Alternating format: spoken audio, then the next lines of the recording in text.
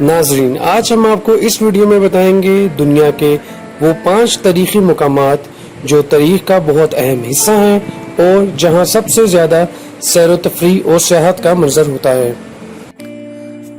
پہلے نمبر پہ ہے دی گریٹ پیرامڈ آف گیزا، گیزا کا عظیم ابراہم، جس کو خوفو کا ابراہم یا کیوپس کا ابراہم بھی کہا جاتا ہے۔ مصر کے گریٹر قاہرہ میں موجودہ گیزا پر مشتمل گیزا پیرامڈ کمپلیکس میں موجود 3 ابراہموں میں سب سے قدیم اور سب سے بڑا ہے۔ یہ قدیم دنیا کے 7 عجائبات میں سے سب سے قدیم ہے اور صرف وہی ہے جو بڑے پیمانے پر برقرار ہے۔ ورکنگ گینگ کے نام رکھنے والا ایک داخلہ چیمبر میں نشان اور چوتھے خاندان کے مصری فرعون خوفو کے حوالے کی بنا پر مصری ماہرین کا خیال ہے کہ یہ ابراہم ایک قبر کی طرح 10 سے 20 سالہ عرصے میں بنایا گیا تھا، جس کا اختتام 2560 قبل مسیح کے اختتام پر ہوا تھا۔ ابتدائی طور پر 146.5 میٹر جو کہ 481 فٹ پر کھڑا ہے، عظیم پیرامڈ 3800 سال سے زیادہ عرصے تک دنیا کا سب سے اونچی ساختہ ڈھانچہ تھا، جب تک کہ لنکن کیتھیڈرل 1311 ایڈی میں مکمل نہیں ہوا تھا۔ ایک اندازہ کے مطابق اس کا ابراہم کا وزن تقریباً 6 ملین ٹن ہے اور اس میں چونا، پتھر، گرینائٹ کے 2.3 ملین بلاک شامل ہیں۔ کچھ کا وزن 80 ٹن ہے۔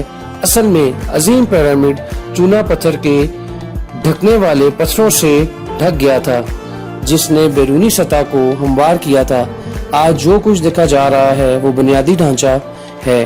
کچھ سانچے والے پتھر جو ایک بار ڈھانچے کا احاطہ کرتے ہیں اب بھی اڈے کے آس پاس دیکھے جا سکتے ہیں۔ عظیم پیرامڈ کی تعمیر کی تکنیک کے بارے میں مختلف سائنسی اور متبادل نظریات ہوتے ہیں۔ زیادہ تر قبول شدہ قیاس آرائیاں اس خیال پر مبنی ہیں کہ یہ ایک کان سے بڑے پتھر منتقل کر کے گھسیٹ کر اور جگہ پر اٹھا کر تعمیر کی گئی ہے۔ عظیم ابراہم کے اندر 3 مشہور کمرے مجموعہ ہیں۔ سب سے کم ایوان خانے میں کاٹا جاتا ہے جس پر ابراہم تعمیر کیا گیا تھا اور نامکمل تھا۔ نام نہاد دوسرا چیمبر اور کنگز چیمبر پر عمر ڈھانچے میں اعلیٰ ہیں۔ گیزا کمپلیکس کا مرکزی حصہ عمارتوں کا ایک مجموعہ ہے جس میں خوفو ایک ابراہم کے قریب اور ایک نیل کے قریب کے اعزاز میں مردہ خانہ کے 2 مندر شامل تھے۔ خوفو کی بیویوں کے لیے 3 چھوٹے ابراہم، ایک چھوٹا سا سیٹلائٹ ابراہم، ایک 2 مندروں کو جوڑنے والا کاز وے اور ابراہم کے آس پاس ایک رئیسوں کے لیے چھوٹا سا مقبرے ہیں۔ دوسرے نمبر پر ہے کولوسیوم تھیٹر، جس کو فیلیمین ایمپی تھیٹر بھی کہا جاتا ہے۔ یہ روم اٹلی کے شہر کا مرکز ہے اور یہ چونے کے پتھر، ہاتھ فشاں کی ٹف ٹائل اور اینٹوں کی مدد سے تعمیر کیا گیا تھا۔ اس وقت کا تعمیر کیا گیا سب سے بڑا ایمفی تھیٹر تھا اور اس میں 50,000 سے 80,000 شائقین آ سکتے تھے۔ کولوسیوم رومن کے بالکل مشرق میں ہے۔ اس کی تعمیر 72 ایڈی میں شروع ہوئی تھی، جو کہ شہنشاہ ویسپین کا دور تھا، جس کے تحت اس کی تعمیر کا آغاز ہوا تھا، اور 80 ایڈی میں اس کے جانشین اور وارث ٹائٹس کے تحت سن 80 ایڈی میں مکمل ہوا۔ مزید ترمیمیں ڈورمیٹن کے 81 ایڈی سے لے کر 96 ایڈی کے دور میں کی گئیں۔ یہ تینوں شہنشاہ کو فلیوین خاندان کے نام سے جانا جاتا ہے اور ان کے خاندانی نام فلیوس کے ساتھ وابستہ ہونے کے لیے ایمفی تھیٹر کا نام لاطینی زبان میں رکھا گیا تھا۔ کلیزیم صدیوں سے اپنی تاریخ کے مختلف مقامات کے انداز کے مطابق 50,000 سے 80,000 شائقین رکھ سکتے ہیں، جس میں اوسطاً تقریباً 65,000 سامعین موجود ہیں۔ یہ خوش اسلوبی کے مقابلوں اور عوامی تماشوں کے لیے استعمال ہوتا ہے۔ بحر ہند کی لڑائیوں کے طور پر بھی یہ استعمال ہو چکا ہے۔ دوسری گرمیوں کی حمایت کرنے کے طریقے کے مطابق بھی استعمال ہوا۔ جانوروں کا شکار، پانچی، مشہور لڑائیاں، کاروبار، عمل اور رومن کے افسانوی مبنی ڈراموں۔ فرعون وسطیٰ کے ابتدائی دور میں یہ عمارت تاریخ کے لیے استعمال ہوئی ہے۔ بعد میں اس کو ورکشاپیں، مذہبی آرٹ کے لیے کوارٹرز، قلعے، ایک کان اور ایک عیسائی مزار جیسے میں سے مقاصد کے لیے دوبارہ استعمال کیا گیا۔ اگرچہ زلزلہ اور پتھروں کے ڈاکو کی وجہ سے کافی حد تک یہ برباد ہو چکا ہے، لیکن کولوسیوم اب بھی شاہی روم کی ایک علامت اور اسے دنیا کے نیو سیون ونڈر میں سے ایک ونڈر تصور کیا جاتا ہے۔ یہ روم کے سب سے زیادہ مشہور سیاحوں کی توجہ کا مرکز ہے اور اس کا رومن کیتھولک چرچ سے بھی روابط موجود ہیں، جو کہ ہر جمعے کو مشعل راہ گامزن کرتے ہیں۔ اس علاقے کے قریب ہی وہ موجود ہے۔ تیسرے نمبر پر ہے سٹونہنج۔ برطانیہ کے شہر انڈسٹری کے مغرب میں 2 میل جو کہ 3 کلومیٹر بنتا ہے ولٹشائر میں یہ موجود ہے۔ یہ انگلینڈ کی ایک یادگار مونومنٹ میں سے ہے۔ اس میں کھڑے ہوئے پتھروں کی انگوٹھی ہوتی ہے، ہر ایک کے ارد گرد 13 فٹ جو کہ 4.2 میٹر بنتا ہے، اونچائی 7 فٹ، چوڑائی اور وزن تقریباً 25 ٹن ہوتا ہے۔ یہ پتھر انگلینڈ کے نیولوجک اور کاسی کے دور کی یادگاروں میں سے سب سے گھنے کمپلیکس کے وسطی زمین کے اندر رکھے ہوئے ہیں، جس میں کئی سو تو ملی ایک دور تھا اس میں شامل ہیں۔ ماہرین آثار قدیمہ کا خیال ہے کہ اس کی تعمیر 3000 قبل مسیح سے 2000 قبل مسیح تک کی گئی تھی۔ ارد گرد کے سرکولر آرتھوپیڈک اور کھائی ہے جو یادگار کے ابتدائی مرحلے کی تشکیل کرتی ہے۔ اس کی تاریخ کے مطابق 31000 قبل مسیح بتائی گئی ہے۔ ریفٹریو کاربن ڈیننگ سے پتہ چلتا ہے کہ پہلا بلیو سٹون 2400 اور 2200 قبل مسیح کے درمیان اٹھایا گیا تھا، اگرچہ وہ اس جگہ پر 3000 قبل مسیح میں ہوئے ہوں گے۔ برطانیہ میں مشہور سنگ میلوں میں سے ایک سٹون بیچ کو ایک برطانوی ثقافتی شعبہ کے طور پر سمجھا جاتا ہے۔ 1882 سے یہ قانونی طور پر محفوظ شیڈول قدیمی یادگار رہا ہے۔ جب تاریخی یادگار کے حفاظت کے لیے قانون سازی پہلی بار برطانیہ میں کامیابی کے ساتھ پیش کی گئی تھی، اس سائٹ اور اس کے آس پاس کے یونیسکو نے 1986 میں عالمی ثقافتی ورثہ کی فہرست میں شامل کر دیا تھا۔ سٹون ہنج ولی عہد کی ملکیت ہے اور اس کے انتظامات انگریزی ورثے کے پاس ہیں، جب آس پاس کی زمین نیشنل ٹرسٹ کی ملکیت ہے۔ سنگ باری اس کی ابتدائی شروعات ہی سے ہے۔ اس کی جگہ بن سکتی ہے۔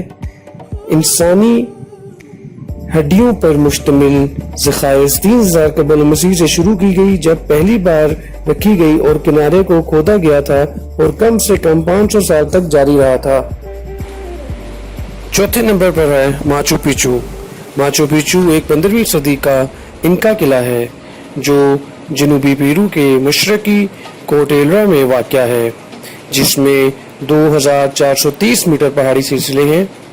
یہ سسکو ویلی کاسکو ریجن صوبہ روبا ضلع مچیچو میں واقع ہے، جو کسکو سے شمال مغرب میں 80 کلومیٹر شمال مغرب میں دریائے اروبیا کے پاس ہے۔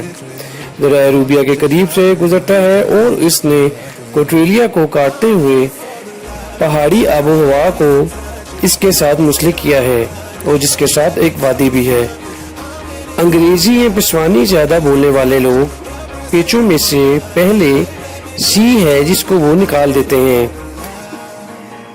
بیشتر آثار قدیمہ میں ماہرین کا خیال ہے کہ ماچو پیچو کو انکا شہنشاہ پاچا چوڑی جو کہ جن کا دور 1472 سے 1438 تک تھا کے لیے ایک اسٹیٹ کے طور پر تعمیر کیا گیا تھا۔ اکثر غلطی سے انکاس کا کھوئے ہوئے شہر کے طور پر جانا جاتا ہے۔ یہ ان کا تہذیب کا سب سے زیادہ مشہور آئیکن ہے۔ انکاس نے 1450 کے آس پاس یہ اسٹیٹ تعمیر کیا، لیکن اسپانوی فتح کے وقت ایک صدی بعد اسے ترک کر دیا گیا، اگرچہ مقامی طور پر جانا جاتا ہے۔ یہ نوآبادیاتی دور کے دوران ہسپانوی کے لیے نہیں جانا جاتا تھا اور بیرونی دنیا تک اس وقت تک نامعلوم رہا، جب تک کہ امریکی تاریخ دان ہیرام بنگم نے 1911 میں اسے بین الاقوامی توجہ میں دلایا۔ ماچو پیچو کو کلاسیکی انکا انداز میں تعمیر کیا گیا تھا، جس میں پالش خشک پیرو تھیں۔ اس کے 3 بنیادی ڈھانچے ہیں: سورج کا ہیکل اور 3 ونڈوز کا کمرہ موجود ہے۔ شاہوں کو یہ معلوم کرنے کے لیے کہ باہر سے آنے والے بیشتر عمارتوں کا اثر نو تعمیر ذوق کیا گیا ہے۔ 1976 تک 30% ماچو پچو بحال ہو چکے تھے اور بحالی کا کام جاری ہے۔ ماچو پچو کو 1981 میں پیرو کا تاریخی مقام اور 1983 میں یونیسکو کا عالمی ثقافتی ورثہ قرار دیا گیا تھا۔ 2007 میں ماچو پچو کو دنیا بھر کے انٹرنیٹ سروے میں دنیا کے نیو 7 ونڈر سے ایک طور پر ووٹ دیا گیا تھا۔ 5ویں نمبر پر ہے پیٹرا۔ پیٹرا جو ابتدا میں نباتینی ایرامک کے باشندوں کو نام سے جانا جاتا تھا، جنوب کا ایک تاریخی اور آثار قدیمہ کا شہر ہے۔ اردن پیٹرا جیل المعاہدہ کے آس پاس پہاڑوں سے گھرا ہوا ایک طاس ہے جو وادی اربا کے مشرقی حصے کے تشکیل کردہ جزیرے پہ موجود ہے، جو بحر مراد سے خلیج عقبہ تک جانا جاتا ہے۔ پیٹرا کے آس پاس کا علاقہ 7000 BC قبل سے آباد تھا اور ذوقین شاید اس میں ہے چکے ہوں گے، جو 4 صدی قبل مسیح اوائل میں ان کی سلطنت کا دارالحکومت بن جاتا ہے۔ تاہم آثار قدیمہ کے کام سے صرف نباتیانی کی موجودگی کا ثبوت مل گیا ہے، جو 2 صدی قبل مسیح سے شروع ہوا تھا۔ اس وقت جب پیٹرا ان کا دارالحکومت بن گیا تھا، نباتیانے خاندان بدوش عرب تھے جنہوں نے پیٹرا کو تجارتی راستوں سے قربت میں ایک بڑے علاقائی تجارتی مرکز کے طور پر قائم کر کے سرمایہ کاری کی تھی۔ تجارتی کاروبار میں نباتینیوں کو کافی آمدنی حاصل کی گئی تھی اور پیٹرا ان کی دولت کا مرکز بن گیا تھا۔ نباتینی اپنے دشمنوں کے برعکس بحیرہ صحراؤں رہنے کے عادی تھے اور اس علاقے کے پہاڑی علاقے کا فائدہ اٹھا کر حملہ آوروں کو پسپا کرنے میں کامیاب ہو گئے تھے۔ وہ خاص طور پر بارش کے پانی کی کٹائی، زراعت اور پتھر کی تراشی میں مہارت رکھتے تھے۔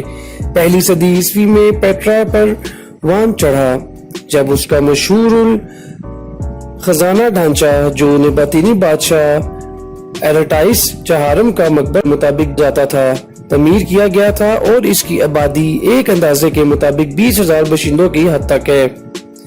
اگرچہ نباتینی سلطنت 1 صدی قبل مسیح رومن سلطنت کی ایک موکل ریاست بن گئی تھی، لیکن یہ صرف 106 میں ہی اپنے ہی آزادی کھو بیٹھا تھا۔ پیٹرا رومیوں کے پاس گرا جنہوں نے نباتینی کو جوڑ لیا اور اس کا نام عرب پیٹرا رکھ دیا۔ سمندری تجارتی راستوں کے ابھرتے ہی پیٹرا کی اہمیت میں کمی واقع ہو گئی اور 363 میں آنے والے زلزلے کے بعد بہت سے ڈھانچے تباہ ہو گئے۔